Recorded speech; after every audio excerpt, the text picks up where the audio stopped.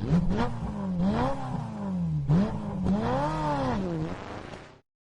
show that knows what today's men want. Power tools, moisturizer, and domestic violence. In the men's room with Baz and Jeremy. Hey, you guys are taking forever in this back room. Hey, don't bother me in the men's room. Yeah. And now for your hosts, Baz Rutten and Jeremy St. Arms.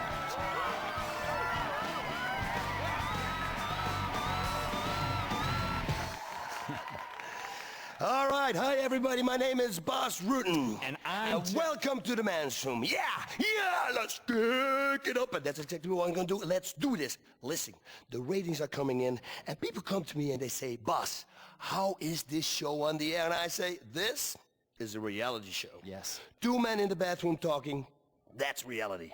That's where we can be ourselves. Talk about women, talk about love, and talk about snipping the vertebrae in a man's spine. How about going to the phones?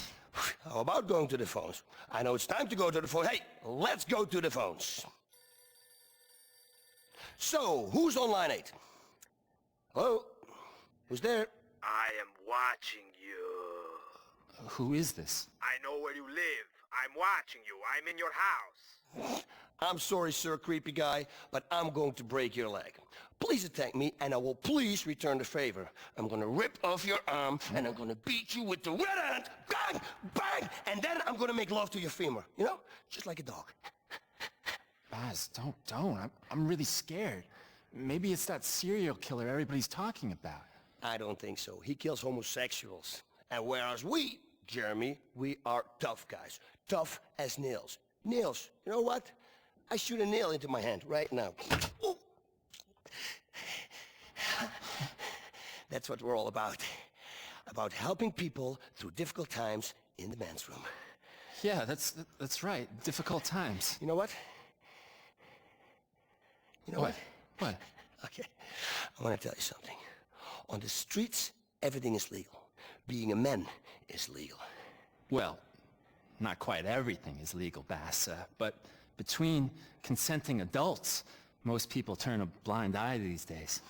I never turn a blind eye. You turn a blind eye, listen, you gotta get blinded. Bang, bang, bang! Listen, I get my wisdom from the Greeks. You must be like a centaur, part man, part horse. You get drunk and carry off the maiden, and anybody say anything, what do we do, Jeremy? Knee to the groin? Exactly, yes, right there! Paw!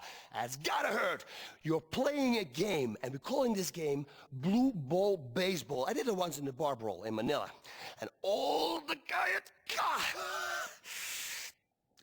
guy left was his blind eyes. And I walked to him, and I go, bah, bah, bah. So just 3 little jabs. Is that a retainer on your shirt, or are you just glad to see me? Boom, boom, boom! 3 hooks later, I slide him down the bar, his face full of fucking glass. I swear to God, he'll never see again. I do a shot, I play some pinball, and then, just for good measure, an elbow to the face, just like that. Yeah. Well, you know what I don't turn a blind eye to? Blind people with the seeing eye dogs. They don't have to pick it up. I mean, I wish I could poop in public without having to pick it up.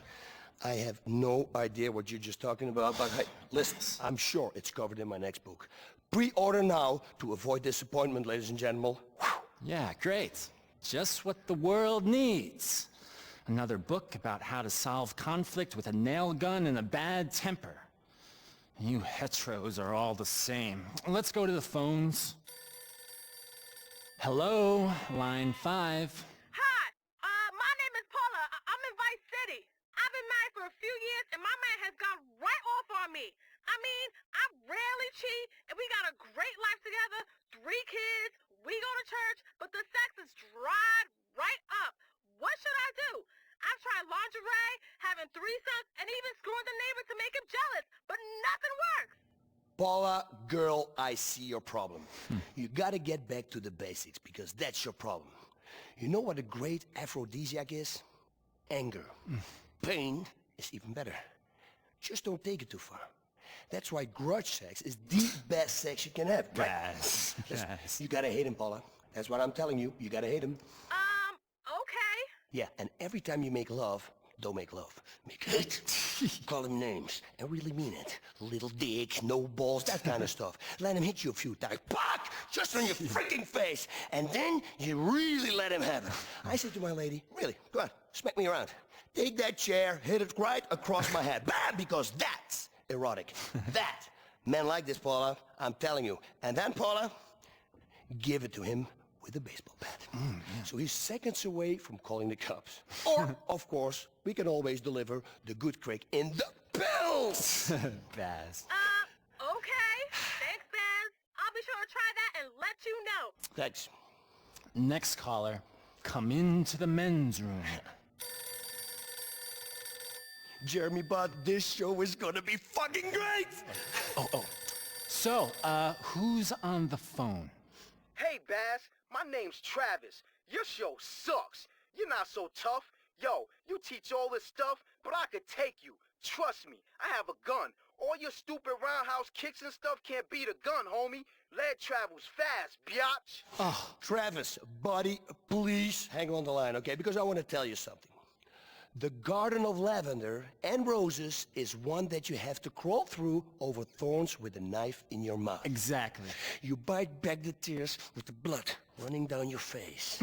This analogy is for life, and it's all covered in my next book. Crawling through the Garden of Lavender and Roses over thorn with a knife in your mouth and slightly aroused. Yes. Listen, I teach you, Travis. You live in Liberty City, right, Tudor? Yeah, but how do you know that? Well, let me tell you this, pretty soon, in about 5 minutes, you will hear a knock on your door, and 3 guys will be there. The first rule of violence is, don't always commit the crime yourself. Now, if you are choking on the sheriff and waiting for the posse to come, or making the Cyclops cry, it's no matter, because sometimes we all have to wait in the dark. Discipline. I tell it to Jeremy all the time. Discipline. It's discipline. Don't let the images, Jeremy, of your stepfather hound you. Don't let him. Don't tell him about No. You're a stepdad. man. It's okay. It's okay. What happened is in the past. You're still a man. Okay. Don't worry. You are alone. Alone with your heartbeat. Life quickly spirals out of control, Jerry. I mean, come on. One day, you look in the mirror, and then suddenly, you just punch it. Back! And at that moment, you look at yourself in the mirror, and you see the broken reflection, and you feel empty inside. Baz, come on, let's get back on track here. That's right. When you fight the game of your life, punch your opponent in the liver, and that is pow, right there. That's the liver. You have to have the wings of an eagle, the body of a lion, and the tail of a howler monkey. People say, hey, listen, I don't want to study martial arts. The problem with martial arts is the years of training and celibacy. You can't fuck. It's out of the fucking question. It's well known that ninjas aren't allowed to touch themselves, or they lose their edge. And if you lose your edge, not good. Now, this gives you great focus and precision when you're cutting off someone's head.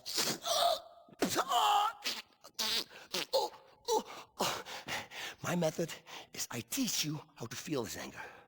Obliterate your opponent and ruin his chances at reproduction. And you know what? You're gonna get the girl in the end. It's a great story. You know what else is a great story, Jeremy? Well, I really like Little Red Riding Hood. World War II is a great story. Vietnam, the Falkland Islands, Australia. Men with bare hands taking care of business, setting people on fire. Burning their faces. That's all the time we have for this time. This has been Baz and Jeremy in the men's room. Join us next time in the men's room. Only sissies wash their hands.